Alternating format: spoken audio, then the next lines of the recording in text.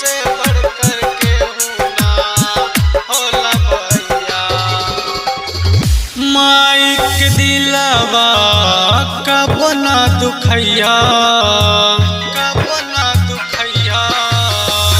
माई के दिलवा कब ना दुखैया। माई से बढ़कर केहू ना होला भैया। माई से बढ़कर केहू ना होला भैया। माई से बढ़कर केहू ना, माई से बढ़कर केहू ना होला भैया। दीवाना अकेला रिकॉर्डिंग स्टूडियो कहलगांव।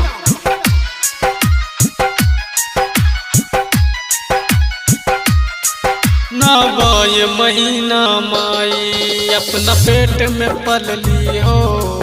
कितनो भी दुख आइल माई सबके झेलली हो, माई सबके झेलली हो। नवाय महीना माई अपना पेट में पलली हो।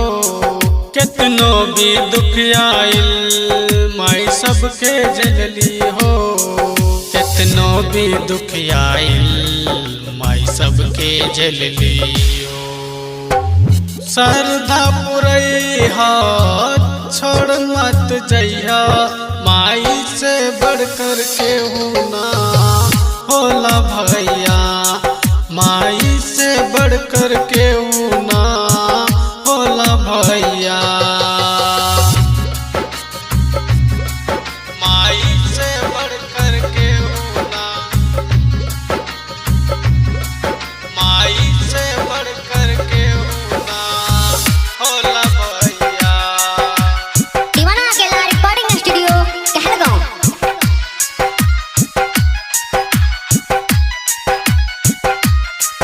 दुनिया में माहौले जनमोल खजाना हो। जकरो ना माहौले सब मारे ताना हो, सब मारे ताना हो। दुनिया में माहौले अनमोल खजाना हो। जकरो ना माहौले सब मारे ताना हो। जकरो ना माहौले सब मारे ताना हो। अनिल गवैया सबके बतैया। माई से बढ़कर केहू ना होला भैया। माई से बढ़कर केहू ना होला भैया। माई के दिलवा कब ना दुखैया। माई से बढ़कर केहू ना होला भैया। माई से बढ़कर के